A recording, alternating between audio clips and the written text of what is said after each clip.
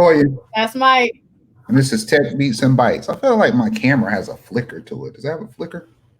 It's looking like a TV screen a little bit. That's what you're talking about, like the little lines that go through the TV screen? Yeah. Yeah, no, I can see it. Dante gave us these white cameras. This camera ain't working. I have time to plug mine in, so we just going roll paper. All right, man. So how you doing, Toya? It is Wednesday. Woo! How you doing with the debate? Last night, I saw like the last 15 minutes of it. I just caught people talking about it so much in this thread that I'm in. I was like, okay, let me turn. What they're talking about. Look. Yeah. This has been painful, humorous, and disappointing all at the same time. Yeah. That's all I can take away from it. But supposedly Trump done dropped his black plan. Oh, telling me about it. He dropped that old school Platinum Plus. I don't know what exactly he's trying to accomplish, but that ain't it, bro. Like I'm more disappointed about the people that have even bought it up with any form of belief. And like he kept saying to Joe, you have 47 years, or so you have 4 years to fix this, and you was like, I'm gonna drop this on them 5 weeks out. Let's see what they think about this. Right, get his hotness. But get his wife hot. I don't know. I think I just can't do the debating offline anymore. The conversations with certain people have become discouraging when I just think about data and mathematics. Some things I guess I expect people to understand that is clearly not registering. So it's just not becoming advantageous for me to have these discussions anymore. Yeah, that's why the Civics 101 that we talked about last week. And go ahead on it. Get down on the book. Yeah, we got to do it. I mean, even if I think some people don't understand, even if it's not this election, that Civics 101 and just the education of politics in general is something that just has to happen. Like it has to happen all around. And it's not happening now, hasn't been happening, but yeah, y'all are lost. There's some people out there that are just lost. Just wish the best for them. Yeah. No, so we'll see, because they'll be back at it. They have, 2 more? So there's one next week and then the week after. And then you got the VP debate. That one should be interesting. I think that one may be a little bit better than the one last night. I don't think that's going to work out for Pence the way he think. That ain't Tom Kane. Next Wednesday with Kamala, that I expect some bars to be dropped. I just expect a whole series of zingers to come out, because I don't know what Pence has actually done. And most of the time he's always just deferring to what his master, Trump, has done for him. I feel like he's like the Sith. Yeah. The Darth Vader. He's like the one chilling in the back that's like. And I think now if you had the definition of a simp, like Pence's face could go next to that. Like that is what Pence is. He's just, everything he talks about is like, oh, well, Trump did this and Trump has been great. Like, I just think Kamala gonna eat that all up. So it should be great. Yeah. We'll see. But I wanted some enlightenment, encouragement, and to talk about some of our leaders in the community, setting trends and setting ways. So let's just get into some positive stuff. We can have the other debates when he's on here. Let's bring David Castro to the stage. Dave. What's up, Dave? I don't get to walk in. Nah, just pop up. That was the walk in. You like flew. You can slide up. I should have camera. I'm here. How y'all doing? I'm great. First question I'm going to go ahead and put out there is when these hats coming out for dudes with big heads? When the fitted caps coming out, bro? That's 2 different questions. Fitted. That means I gotta have a whole plethora of sizes. Dudes Right. with big heads. So we actually just dropped the McDowell's crown for size 8 and above. So there's a few of those still online. I didn't realize that the demand was as high as it is. So we're definitely testing the market with that. And listen, there's some big heads out here. I think I got I'm on the high end average crown size. But Where no, do you think definitely Hey don't Big reach Head out. came from? Mm. Okay, so you do have them. So you saw the demand and you're making them. Yeah, I mean, I recognize the demand initially, but when you are like entering the market, Mm-hmm. and because my brand, I didn't start doing headwear. It was a more traditional brand, t-shirt brand, and then full ensemble. And I had an epiphany moment one day, realized that I was more interested in product design than actual like graphic design, and headwear was a space that I felt like had a lot of opportunity for innovation. Right. And so in doing that, I made a conscious decision initially to really focus on the 80% of the market that I could impact with my investment, always having the intention to address the other niche markets as well, like folks with smaller size heads, children, people with bigger heads. Yeah, it sounds funny, right? But it is what it It's is. real. It's what There's not. Are we going to be politically correct and that too? Come on. Nah, you're not demeaning nobody. You just telling the Yeah. truth. I mean, like I love your hats, but the ones More you than have, average size The larger crown. the cranium. larger crown. But see, if you say so, crown, it don't make it sound bad. The larger crown. yeah, Like it's like prolific, it is. I mean, it Biggie's is prolific crown was when you too think small about it. for him. Even though it was tilted to the side, Biggie's crown was too small, but it worked out for the photo. So I heard recently they actually sold Sotheby's on auction for however many millions of dollars. I think it was I don't know. 160,000. Yeah. Okay, well, I'm exaggering. Man. No, it was 160,000. Yeah. But I knew it was a lot of money, and apparently it's like a Burger King crown that was maybe some change. $5. One of the tips is broken, but he signed it on the inside, which is where the came from. That's insane. So that's where I want to be. I want to have a sample crown that doesn't come out that I sign, and 10 years from now somebody put that on a Sotheby auction and it goes for a couple $100 grand. I have 2 of your hats that you gave us in the beginning. I don't wear them. I won't give them to nobody. They're still in the packaging and everything, stored away in one of my hat collections. So futurist, you're a futurist, my man. I just need to get you sign it. Like I'm not gonna wear it. Don't want no face grease on it, no sweat. Just want it pure and untouched with the packaging. Because that's when you was giving out. I don't know if you still do. Because I just thought it was dope. You were giving out those dope ass light green suede bags with the hat. No, yeah. So that actually came later. So there was one thing. Oh, so I don't got the first edition. I got them second editions when you were starting to make money. No, it was just figuring out how to define the brand and key differentiators from other organizations that were already out there. Right. And packaging for me is like it's kind of a lost art. It used to be something really, really specific that brands focused on, but since you got a lot of these brands that are now signed to distributors, they constantly cutting on the bottom line. You don't really get the story of the brand. You don't really get too much information about the brand when you actually receive your package, unless it's something super, super exclusive. So for me, I really wanted to make sure that since 9 times out of 10 the orders are coming through online and I'm not having a personal interaction with somebody, I still wanted that experience that they had when they open a package to be something that they would remember, especially it being perhaps their first time, rocking with the brand. Right. Yeah, no, that's a great point. Because oftentimes when you talk about products, you don't start the way that you finish, and the brand is going to evolve over time, and it's going to look different. Yeah. I mean, we've been on the market, a year and a half, and we're on round 2 of our packaging. And one of the things that you mentioned a second ago that I think is important is product development. Because as a new brand, you have customers all the time. We get it. They're like, oh, what y'all going to do? Y'all coming out with this, come out with this, come out with that. And it's like, pause. All business. How flex like that. So I would love for you to kind of share about that, because you've been in the hat or fashion industry for a while. So how have you sort of mitigated some of that in your product evolution in your brand?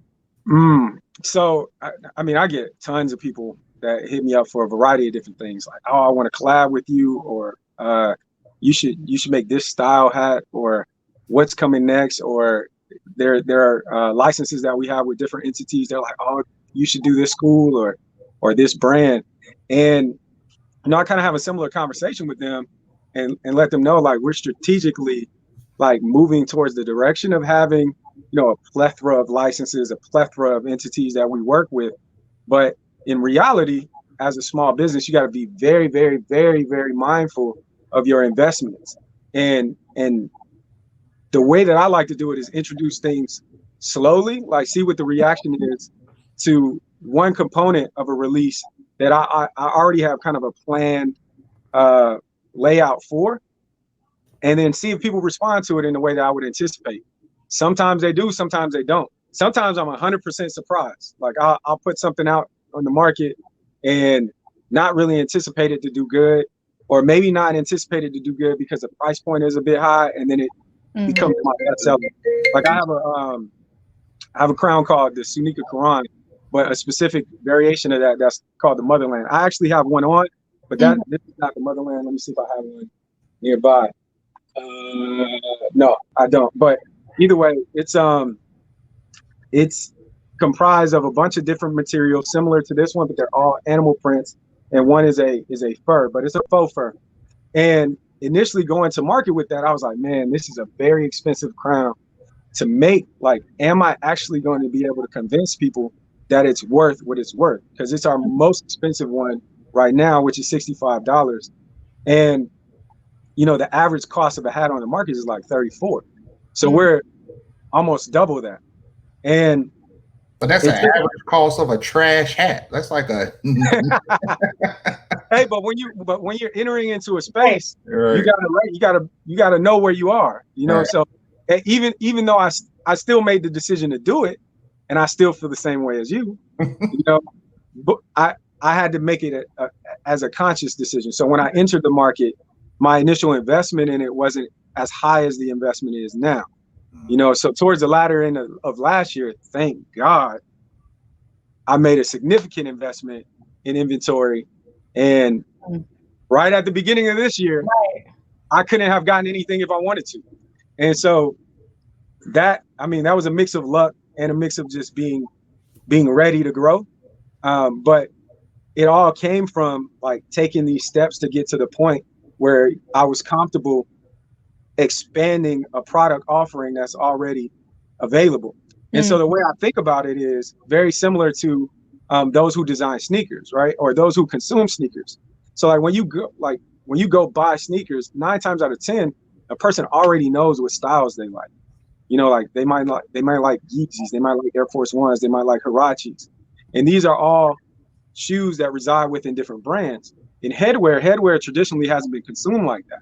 Headwear has been like, this hat has a logo that I'm familiar with on it, right? And so I'm going to buy that hat because that logo is on it. People weren't necessarily buying headwear specifically because of the product design. And so this product that's on my head now is really the first entry into the market that addresses that, right? That focuses on the product first and then the embellishment second, so that no matter what's on it, you automatically recognize that as the Dungeon Ford crown. And so that's how I intend on moving forward into the market. Now, don't get me wrong, we got some hustle hats that just got a logo on it. But outside of that, like the main, like if you were to look at like what defines my brand, it's the most innovative crowns that we're offering. And that you'll also see that that's the majority of the offering. Did you patent your design? So there's 2 components, right? Copyright, which is basically every single design, right? There's the Commons, Creative Commons, which means as soon as you create it, it's copywritten. And then there's active copywritten. This hat is patent pending because of this backstrap component primarily. So that's not a, whatever. There's 2 types of patents. I'm losing it right now. Design patent and a utility patent. So this would be a utility patent, right? Because it's introducing something to the market that's completely different, and that actually solves a problem. So it allows you to adjust the crown on a different axis than just parallel to your head, or perpendicular, excuse me. Which is even more powerful because if any other brand comes out with anything like that, they have to hit you up and license it from you, correct? Yeah, well, we're pending now, so that's good enough. If protection. Yeah, it's protection, but if we get the full patent, then we really have full protection over that. And so what I'm doing now is I'm launching a new variation of this. That's it's like a shorter crown. It fits a little bit more sporty, almost a little bit similar to a dad hat. And it, like on the front of this is kind of a little bit more boxy, similar to your fitted. The other one will be more like a curvature that's more formed to the head, and will work better for people with smaller heads, and then also be able to span a wider gap of folks that can fit it and feel comfortable in it. That because we're doing a different variation on the back, we're going to submit again because now I have a better understanding of what needs to be included in that package. And it's kind of the same, but because it is different in size, different in dimensionality, I can resubmit it based on the way that I submitted the first one, which was not broad at all. And so what I've learned now is that when you do submit these things, you want to make sure that you submit them broad. Right, because you want to be able to cover more, and by covering more, it gives you the more opportunity to protect yourself, because other people will do what you just said. They'll make a slight variation and you're not protected in it because you've been so specific with your specs that you put into it. No, exactly. And I mean, that's what happens a lot in the beauty industry, right? You'll have like a eyeliner, and then they'll patent that piece, and it'll be like the brush of the eyeliner and the way the strokes are on that brush, and then somebody will come in and turn the brush the other direction, and they'll be able to bring it to market. That's why actually a lot of companies don't even patent their stuff. Yeah. Because it's so secret that they don't even want the formula to be public. All right. They'd rather risk it, because the components of the whole are made at so many different places that it would really take somebody that's fully invested in it, who instead of having a patent has signed a non-compete agreement, and they feel like that protection is even better. But yeah, so these are all things though that I wasn't 100% familiar with at the beginning of this, like, and I'm still not. IP is still like a new space for me.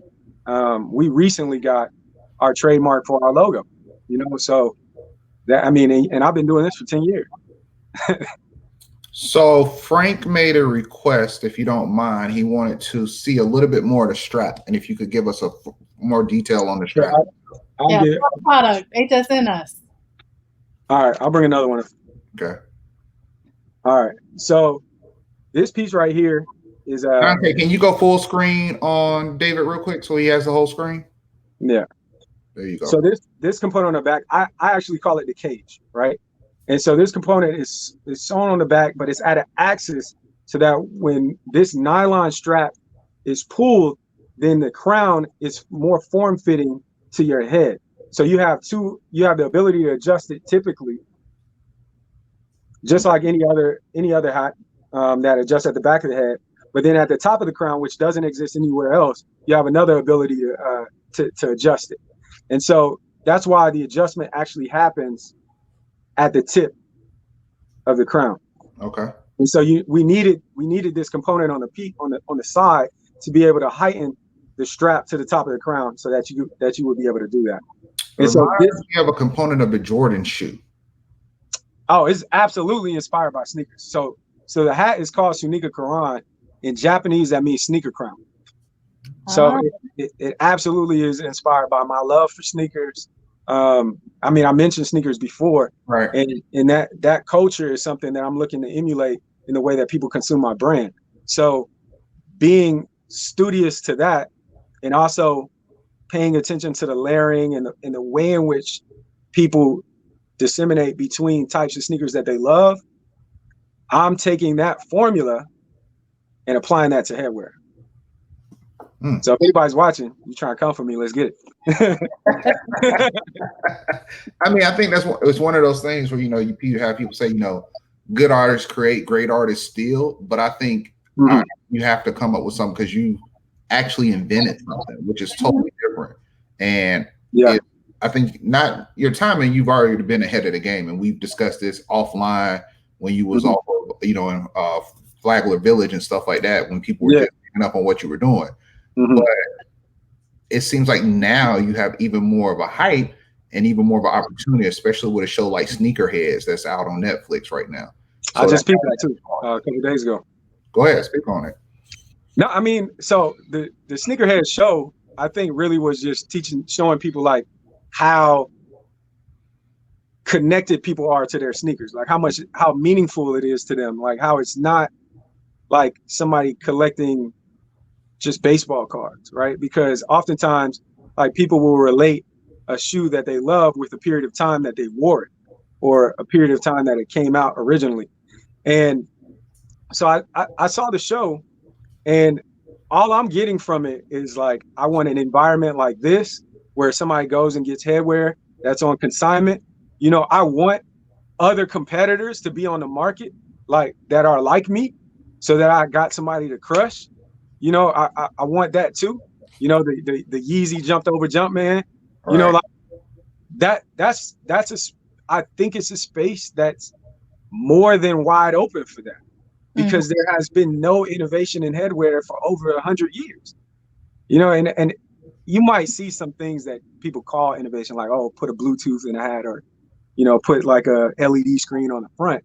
And I don't want to knock those things, but that's more parody than it is actually like changing the construction of something. And so would that lead you to the opportunity of doing a hat school? Maybe would you actually teach? Eventually. Okay. I don't think I'm there yet, though. If I'm being honest, like, there's still things that I'm learning. There's still tools that are in millinery that I'm not familiar with, right? And so, in order for me to be a teacher, I need to first feel like I'm 100% like qualified to do so. I think that I could teach people things about developing a streetwear business, marketing a streetwear business, product development, production, communicating with manufacturers, like those types of things. I definitely think that I can teach, but getting down to like the anatomy of the head and what makes a hat a good hat, like, I'm just now getting to the point where I'm consolidating fits. So where you might have bought a hat in the past, and even now, and it might look similar to another hat, but fit different. And I was experimenting, and so putting things out in the market, see how people respond to it, see how, like, the spectrum in which it covers. The wider the spectrum, the better. And if the look is something that I like, the silhouette is something that I like, and that I feel that customers will like as well, then I start to like steer in that direction. But that's new, because, I've been doing headwear for, I think, 5 years now, and I've had a brand for 10. And the more that I do it, the more in the grains I get, and the more passionate I get about it. And the less it becomes, making hats, and more of like really innovating a space that has not been touched. Like, it is a ball of clay that has not been formed yet. And a lot of people don't even really see the opportunity. And that's good for me right now, but eventually it'll make more sense to have other competitors in the space to continue to validate the market, because nothing makes things pop like competition. Yeah. Like, at one point I was like, I need to start another brand and just like hire my brother, and like, we just go at it, just to emulate it. But yeah. So literally there are no competitors in your space? Oh no, definitely. I mean, there's headwear manufacturers. I mean, there's even some there's a guy in Miami that has way more buzz than me. I can't think of say who. We ain't heard about him. I can't think of his brand name right now, but I've met him before. He cool. Okay. The dude is cool. I like him. I think it's I'll be lying, man. I can't remember. But okay. But his got picked up. He had a lot of good influencers that rock this stuff, and rightfully so. But I mean, even that alone confirms that there's room, because we exist adjacent to one another. Both of us are doing well, and I'm certain that perhaps there's maybe some other entities elsewhere. There are a lot of smaller companies that do headwear through headwear organizations. So like New Era, there's smaller companies that will work with them to create headwear for their store or for their small brand or whatever it might be. That's just not something that I'm into. That's like I don't feel like that's innovative enough. You know, Marcellus said he makes church hats. I think he knows who you're talking about. He makes what? Church hats. Church hats? No, I don't know what that is. Oh. I don't know the church hats. Yeah, but I mean, there's somebody else. You know. I mean, I've always like. I remember my first hat that I got attached to was when I was a fan, of course, of Ricky Henderson. So it's the Oakland A's hat, primarily Ricky Henderson and also MC Hammer and his crew used to wear them hats back then. But like, hearing you talk about it, I would be interested, not as much so to compete in what you're doing, but just to change some of the things I see in hats and the way they're constructed. And there's certain things, because I think I have over about 50 something hats. So I I collect hats like some people collect shoes. And my last round was, of course, these New Era blanks. And I was just like, I'm tired of promoting other people's brands. Let me just go get my own put on. Okay. But I would love to see more artistic hats, you know, like full print, full-fledged hats where it's not just the logo in the front or on the side, where the hat itself is a full piece of art. So I think I would be interested, but there's nuances about the hats, like the dip in here, how this is too stiff and it doesn't really form to make a full shape. There's certain things about the New Era hats that I can understand why you want to make your own hat, because it's like they work because they're fitted, but I also hate them at the same time. Yeah, so I'd be lying to say that I hate them. You know, they've been around for 100 years, you know, or more. I mean, they essentially created the original space. They just didn't move on from that. You know, they created something and just were repetitious with it. And, and they became more of like a corporate sponsorship brand or like a gifting brand rather than something that was directly connected to the culture. They lost that connectivity because their sole connectivity to the culture is the other brands that are embellished on them, right? And I don't think that's bad business practice. They have 80% market share of the headwear space. But I do think that that's because nobody has changed the game. Like nobody has come in and disrupted it. And that's what I'm here for, you know? They know I exist, you know, and I mean, they know me very well. And I'm certain that there are, you know, they're peeping the adjustments, probably taking some cues. I'm certain that there are probably some. Wait. Yeah. No, don't. I can't. I can't. I know what you're about to say. I forgot all about it, but yeah. No, I can't. So you have a question. David Stewart has asked, how does architecture connect to your design approach? Oh, somebody did some research. Yeah. I mean, architecture is a part of me. I'm a registered architect in Florida. So that means I could sign and sell any document for any one of these buildings that you ever seen go up. But the core knowledge in architecture is really what teaches you to think about something as a collection of parts that make that whole. And I absolutely think that has impacted the way that I segment out headwear. That has impacted the way that I like my actual design process. I use some of the tools that I would use typically in architecture. There's one tool, SketchUp, that I used to actually design the piece on the side. Sorry, I don't know where the camera's at.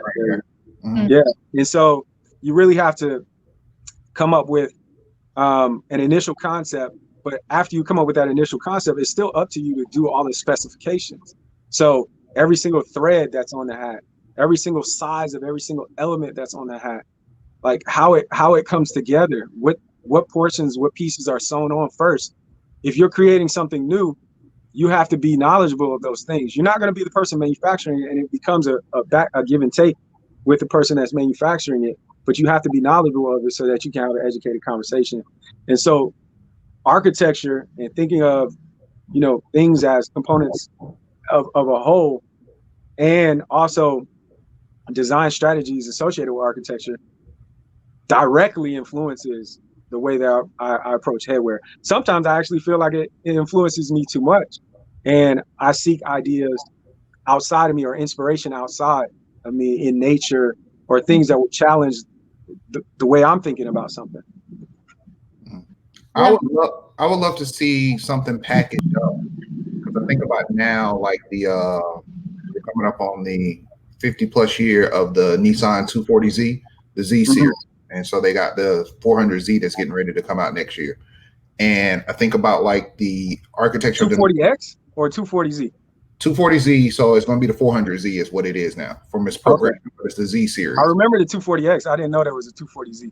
Yeah, 240Z was your original. So that's the fair Z. All right, got you. My mom had the car when I was a kid. Okay, yeah, that's my other thing I collect. I have 4 of those. So if you look at that, they now have like the drawings and everything. I would love to see your drawing and your sketches and to know how your mind thinks as like a big poster with the hat sealed and you mount it up like that or something. Like, I don't know. Now I think about the historical elements of things we had that we got rid of, that we didn't know the value of them. Like somebody knew that Nike would keep the sketch of Ann Carroll or whatever her name was that drew that Nike check mark. You know, we're smart enough to say, no, that napkin and go seal it up. Yeah, we need that. Those kind of things are the things I wish, the artifacts, you know, sometimes tell my nephew, hey, that hat you wearing, black man drew it. This is how he drew it. And this is what he was thinking when he drew it. And I got to interview him when you was 2 years old. That's why you wearing this hat. Like, I think those are the kind of things we need in history to kind of preserve some of our history. No, I agree. And I do some of that actually. So like for Basel one year, I gave when I launched the Sunika Quran initially, I gave people one of the plan documents for it. Like and I actually sealed it with my architectural seal. I don't know if I'm supposed to do that, but I stamped it. I stamped it. You can't make a building out of it, but I put a stamp on there. But that's cool. That's a different kind of signature. That's dope. Yeah, so I did that on we have a splash page for the Motherland that highlights some of the elements in a more in-depth way. And so you'll see not my drawings, but like plan views, like orthogonal views of the hats that you won't just get images of when you're going to purchase it, and that have like all the call outs that highlight the different materials. But yeah, no, I agree. I think the process is like, that's something that I've been really trying to figure out how to include without giving up too much, you know? And I honestly, like, I'm the type of person that I feel like as an artist, if your last idea is your best idea, like you might as well give up, you know? And the reason for that is like the Sunika, the hat that I have on, I mean, we launched 2 years ago. It was a 2-year process before that to figure out how to manufacture it. So by the time it came to market, it's a 2.5-year-old idea for me, right? But it takes on a life of its own when people start to hold it in their hands. And when I see the way people like rock it, like that never gets old. But it's nowhere near like my last idea, you know? And there's several things that are coming. I mean, there's things sitting on my desk that I can't like show right now. But I'll give y'all one seed. All like right. I have exclusive. There's a down to the bottom, Dante. All right. I don't even think I'm supposed to do this. Give him full screen. Anyway. Huh? No, don't go school. No. I'm just gonna flash it on there. All right. You ever seen this logo? Hold on, let me see. What is it? Airhead. Yeah, so we have a collab with Airheads that I'm super excited about. So there's a capsule going to be launching of 4 hats before holiday season. Where's the pre-order registration at, bro? It's not yet. So the way that this works, so I can cash out money right now. The way it works when it's a collab is, you know, it's a true collab. That's why I can't show you that whole thing, because this is a variant that is not approved, right? It's a variant that we agreed was not the one that was going to be launched. And so the ones that are going to be launched are currently in Spain, those samples, because that's where Chupa Chup is headquartered, which is the entity that owns Airheads. See, that's the kind of stuff I want to buy. Like, that's like the Jordan Zeros. I want to buy the thing that didn't get approved, that nobody ever supposed to see, that can come. That's the thing I want to collect. Those are the kind of, I mean, beyond the aspect of salute to that, I've noticed a lot of celebrities wearing your brand. Were those direct reach outs from you telling them about your product, or was that them reaching out to, or like how did it work out? Were you reaching out to them like, hey, kind of on an ambassador, try my product kind of thing, or did they reach out to like your hats? No, it's variable. Like clearly, like we recognize, you know, somebody of a certain status wears our goods, then for some people it gives it that much more relevance, right? So there's definitely been intentional placements, but you never know. Like we're a small business, so I don't have, you know, tons of money to pay somebody to just wear something. And so what I've kind of depended upon was that if I ever do give something, I'm gonna gift the dopest item that I have, right? And as a result, I hope that they feel the same and naturally wear it. So I gave one to Dennis Rodman in person, and then he ended up rocking it for the whole weekend. And so I saw a bunch of pictures, and then he rocked it in an interview right after his episode, or right before his episode for The Last Dance came out, which was, you know, the Jordan series that came out on Netflix. Von Miller, that was given to by Bugsy, who works with the brand. He was in Wynwood, and Bugsy saw him, and he was like, he talked to his photographer. His photographer's name Theo. I think on Instagram it's Theo Vision, and gave both of them one, and they loved it. And all, you know, that's his photographer, so they took a bunch of pictures. But a lot of it's happened organically. Some people have bought it. Like I saw a random picture of one of the guys from NSYNC rocking the McDowell's crown. I was like, I have no idea how that happened. No clue.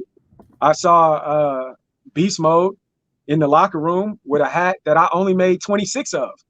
And I'm like, I have no idea how that happened. No clue. Wow. There's no way he could have bought it either, because it's been, I mean, unless he bought it years ago, but I don't know. I don't know how that worked out. So some of it is just now like people finding the brand, rocking with it. There was an artist out of Paris that his name is LaToya. I mean, multi-million follower. I'm sure it's more than millions of dollars that he's making, because I saw a concert he was at. It was just ridiculous. But so the hats have been in like French rapper videos, and it's mind-boggling, man. Like I saw him pop up on a resale site in Japan. Listen, I can see that market eating it up. I mean, in a good way and a bad way. The authenticity to have yours, but I can definitely see you going to Japan in a couple of years and it's 30 different brands over there. Yeah, I mean, but honestly, hey, I done rocked some bootleg stuff before. We all have. Yeah. I ain't even going front. I probably got a pair of sneakers in my closet from somebody on the street that I copped at one point. But, I said Canal Street, good for it in New York. But those are some cool moments. What has been like one of your proudest moments as a creator, product developer, everything? Like you've gone through a lot and you've been here for a minute. So what's your proudest moment?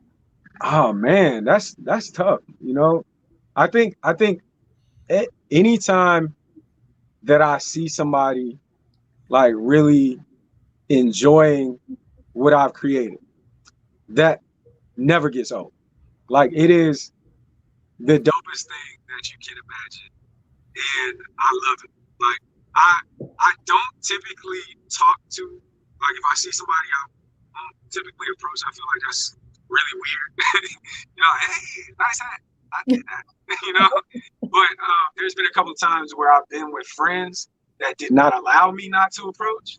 Yeah. And it was crazy how receptive the people were. Like, and immediately would tell me stories about conversations that they've had about the hats. Because one of the other things that I like to do, and it's not every single one, but is infuse story into headwear. So like one of our monikers is Crowns for the Culture. And I feel like when you're representing a culture, you need to tell the stories of that culture very authentically. Sneakerheads and sneaker culture is a component of that culture. That's where the Sunika Quran comes from. But Black culture is my culture, and you'll see the influence of that in several designs that I've launched, including the Motherland Mercy Tigers that I did as a collab with a Haitian artist out of Miami named Nate Deep, one of my good friends now. The Rise, which is some of the most pivotal news clippings in Black history that just show how triumphant we've been over time when all odds have been against us. You know, and when I think about that, I think about my story, how I've come from the dungeon forward, which is where the name comes from, like going from the dungeon forward from nothing to something, and tying that story into somebody that's wearing your story to a certain degree is so meaningful to me. Like, it's one of the most like dope things. I'll get emotional talking about it because there was a period of time when like people don't consume your goods. Like they aren't aware of you.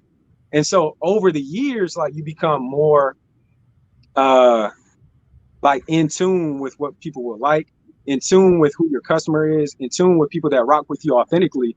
And therefore you can respond to them and create and cultivate this authentic like family of people that rock with your brand. I have full-blown conversations with customers that call the customer support line whenever if I have the opportunity to answer.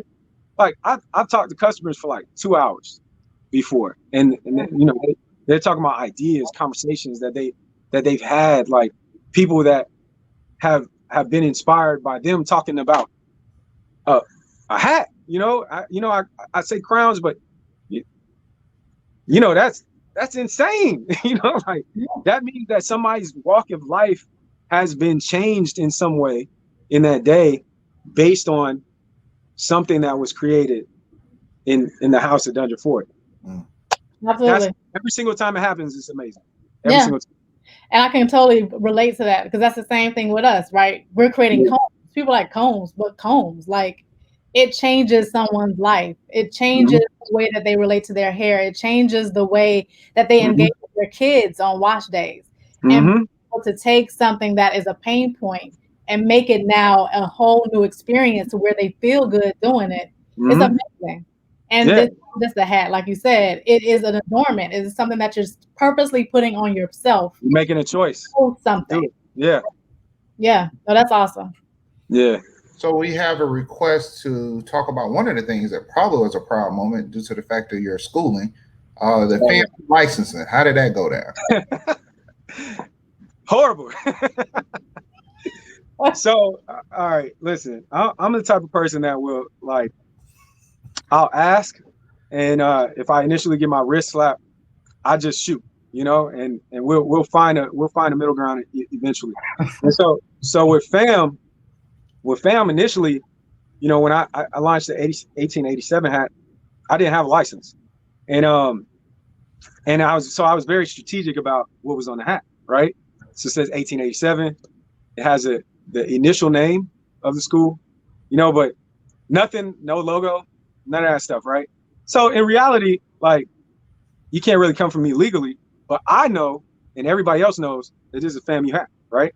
So for me, I've always been philanthropic anyway, and giving back to FAMU was something that I've always wanted to do, and in many instances have done external to my brand.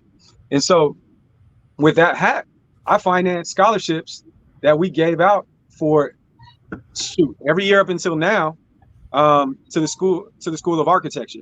And the only reason that we're not able to do it this year is because there's a component that happens during homecoming that is a competition that's together.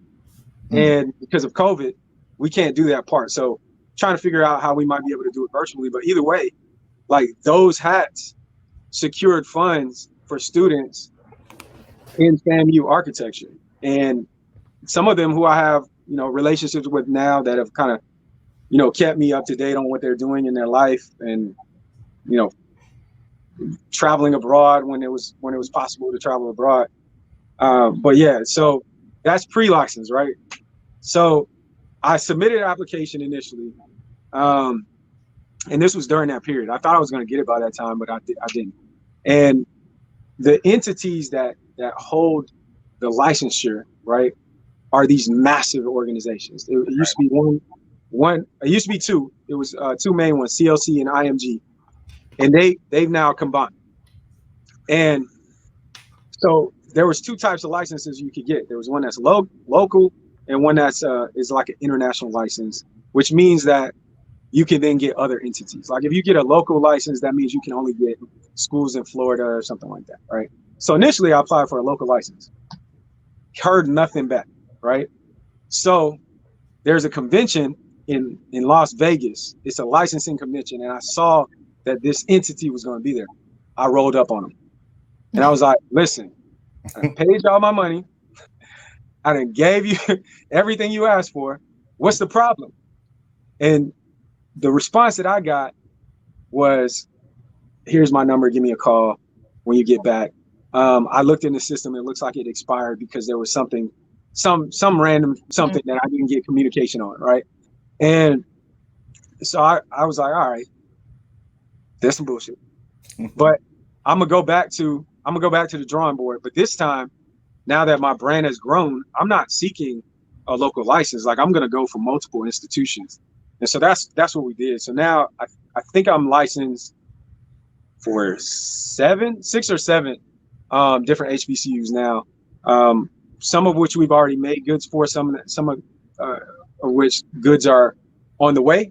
And then the intention is by next year to be licensed for 40. But this is why I made the joke at the very beginning. The last one that I got is spam. That's the last one that came through. And it was, so I'll give you another thing. This isn't the actual final version, right? So I don't even know if I should, all right, whatever. Go ahead, we see it. So we're launching this, but this isn't the final version, right? I don't have the final version around me right now, unfortunately, because I was, oh wait, no, this isn't it either. But the final version is plaid. It's just not this plaid. It's a different plaid. And as a part of the licensing exercise, you see how the rattler head is on both sides? Mm-hmm. So there's a rule that the rattler head can't be backwards. It has to be facing front. Yeah. No, it has to be facing to the right.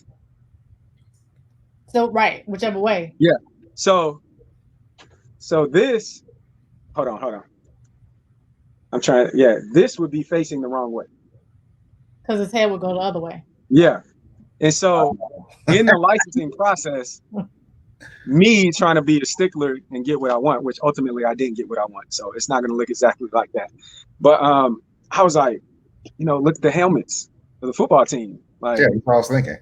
Yeah, it's like that on the helmet. But the lady who worked with me, who's a great lady, her name's Sabrina.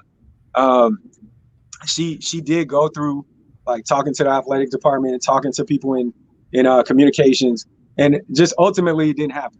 I personally think that eventually it will, but we had to make some adjustments, and that delayed the licensing.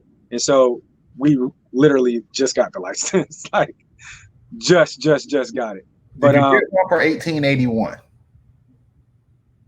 Which 1881? July 4th. Nah, you're going too deep. Which 1881? Tuskegee University. Yeah, we do. Okay. Yeah.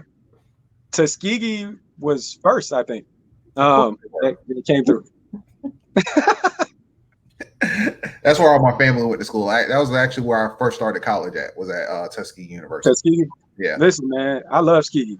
I love they got a it's like a cadence that they play before games Oh called yeah. what is it called? Ball and parlay. You know what I'm talking about? Mm-hmm. Yeah, that goes hard. If their band was larger, they could compete. They just have a small band. Yeah, I mean, a lot of people don't realize like a lot of HBCUs, they're very small in population on campus. Mm-hmm. The Right. difference though is that even with them being small, there's so much ownership of that in every person that's come across the yard. So like when we think about like fanatics for like UM or fanatics for Ohio State, like yes, you have fanatics external to the school that are really tied to the athletics, but like for schools like FAMU, like that is like that's a part of you. You know what I'm saying? That's more than you're not a fan. Like you are family, you know, and that's something totally different. And that's why I really wanted to focus on that space, because I felt like we could tell authentic stories. And I'm so happy that initially it happened without a license, because it made me be creative. But in being creative, I discovered that all of these schools have stories that are untold. Like their names at the origin are so very different, but also tell a lot about the time. So like FAMU, for instance, state normal school for colored students, like for colored students, you know, it tells you what was going on at that time. And a lot of our institutes before they became university, it was Tuskegee Institute. That's what I knew it as. It wasn't Tuskegee. Yeah, but Tuskegee, it's longer than that. The name is longer than that. Yeah. I don't have one around me right now, but yeah. So those names like changed historically, and a lot of these schools they came about as a proponent of land grants, right? It was Tuskegee Normal School for Colored Teachers. See, I think that's the second name. Keep going. Keep looking. Keep looking. Find another. Yeah. Go ahead. Keep talking about but either way, like you look at schools that were established at the same time. I think FAMU, and if I'm not mistaken, University of Florida, were established at the same time by the same land grant and were given the same amount of money, right?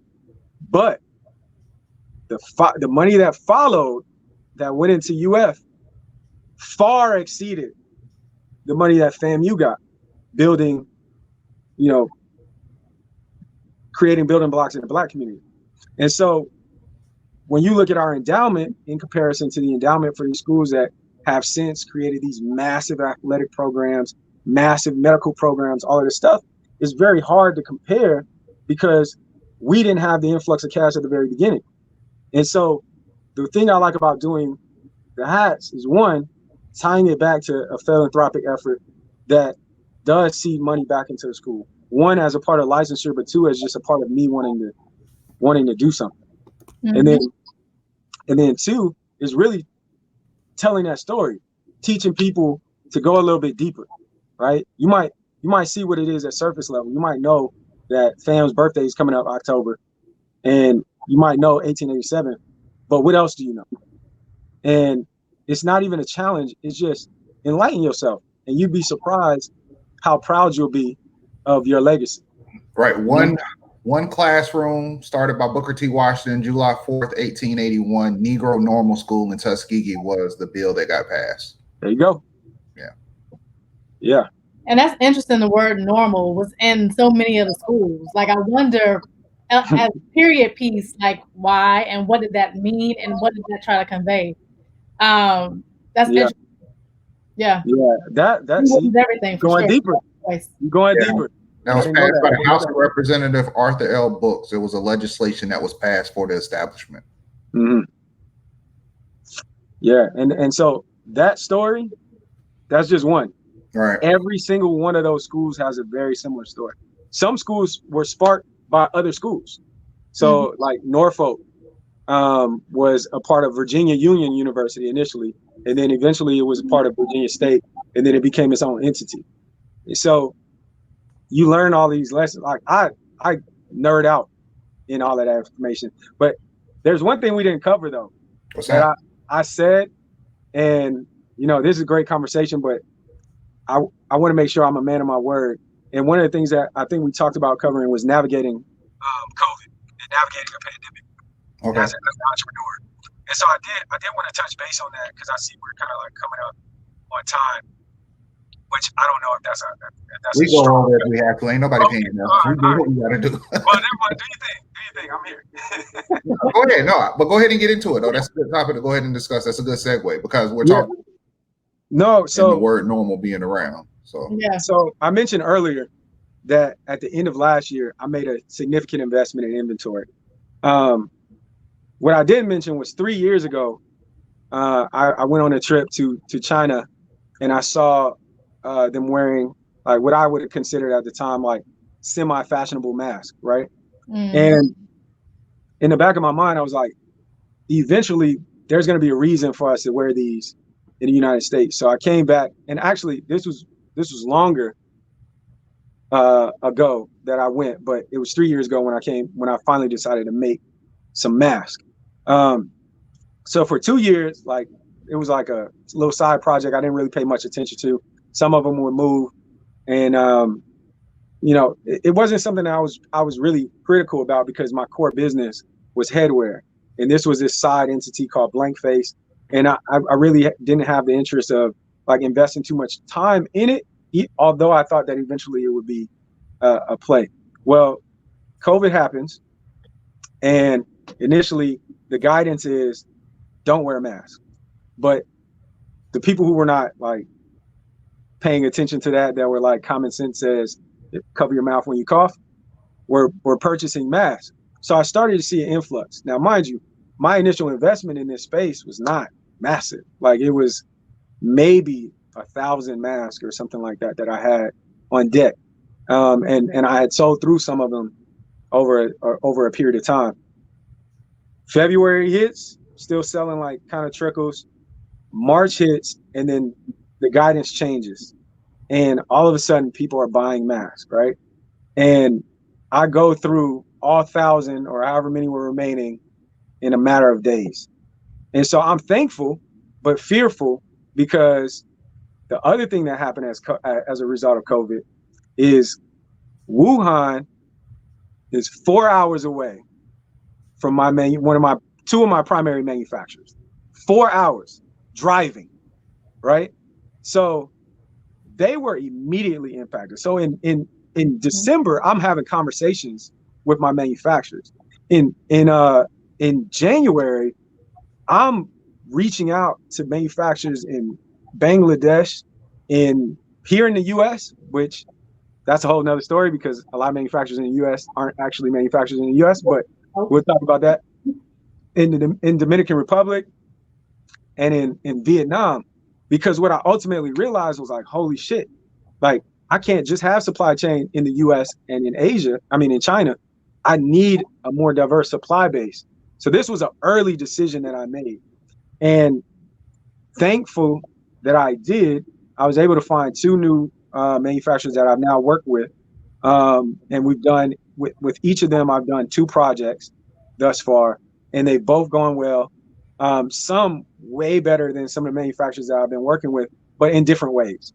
And so I say that to say that at the onset of something happening.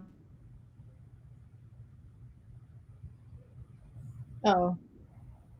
The government heard them talking too much knowledge. They shut them down. But yeah, no, I mean, just to keep going until he comes back. It was real. It was real because we had the same thing. And if you're in manufacturing, you manufacture in China, the Q1 is a mess anyway because China shuts down for the Chinese New Year. So you had that on top of COVID, and there was a lot going on, and a lot of factories, it took them a while to open up. So I'm sure that's what he was about to tap into, and just kind of navigating out of that. And then how do you figure out your supply chain and everything like that? Yeah, I mean, there had to be some kind of fear. And I mean, luckily, like you said, on one product, he made the move and it worked out on him. But for the other game, you like, what's going to happen? Which was the main thing, his main source. And he's right. A lot of the U.S. manufacturers, they outsource overseas. Like we were talking to a manufacturer in Mexico, and he was like, "Yeah, no, we do a lot of stuff for people in Miami. There's a plastic manufacturer in Miami who ships and stuff to us." And I was like, "Oh, okay." Is that so? Right. We were looking to do the same thing. We were trying to get out of China, so we weren't. So we had multiple. Yeah. All right, Dave, you back? So we just had a massive lightning strike, and all the power went off just now. So wow. I am not on Wi-Fi anymore, so I don't know if you can hear me. But we can hear you. Yeah, I don't have any power where I'm at. So we're gonna, just like what we were talking about just now, you got to pivot and figure out what to do. So I'm gonna yeah, it's gonna be hard to stream to this level. Well, I mean, back. If he's back again, we're gonna try it one more time so he can finish just dropping this knowledge. He down. Hey, well, is he in Broward? It's hard to get a good signal though. I was gonna say I got a thunderstorm going on up there. What's going on up your way? It's dark. It ain't even raining. Well, it's sprinkling over here, but he's in Margate. So it's raining out west. It's a storm, so it's either gonna stay out west in the Everglades or it's gonna hit this side. Yeah. He coming back? Nope. Kind of. He's there. All right. I'm here. Cool. I don't know how the signal is because Wi-Fi is dead now. Power is dead in my entire community.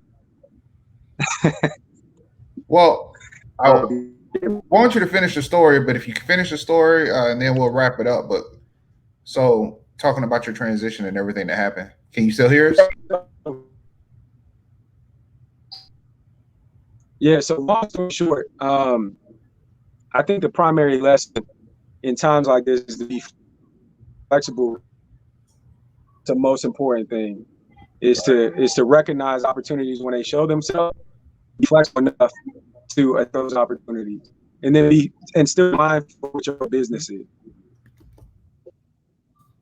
So it looks like my power is actually going to come back on. So perhaps I'll have internet here in the next moment or so. Trying to make sure we actually covered every topic. We got any more questions in the chat while we wait and see if his connection gets better? We don't have any more questions in the chat. I was trying to see if it would come back up. I don't know how can you guys hear me right now? We can hear you. We're fine. You can finish. Does it sound cut out? It's getting better. But I mean, we've covered the fashion part. We got the pandemic. On Wi-Fi, see if it pops up.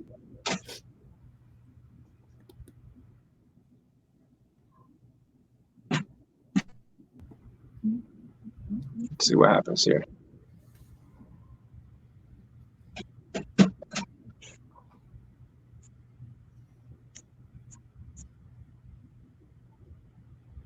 I don't have to go just for men. I'm gonna have to start shaving. It's great, ain't it? See what you start doing with the downtime. Look, man. Yeah. Well, David is going. I don't know. Yes, for in and out. Yeah. Well, we got a lot of great information. I think a lot of people, no matter what kind of business you're running and what you're doing, that was a lot of great information for production, creation, and your last idea shouldn't have been your best idea.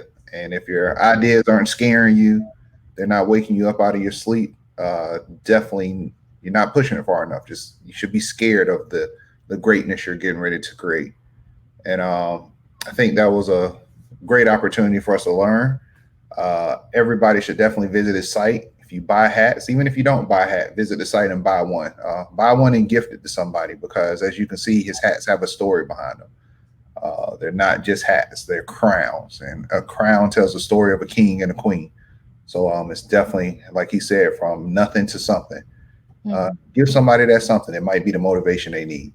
Send me one. So send me two. Wait for a big head collection. Big head collection. Go to the larger crowns. Don't be sending me those little hats. That ain't gonna work out for me. But everybody stay positive. You're not ready to intake all the madness from the good boys and everything else. Just stay off the internet today. Right, don't worry about it. Yeah, just do your work. You still got to live. They living. No matter how much you may be mad, they still living.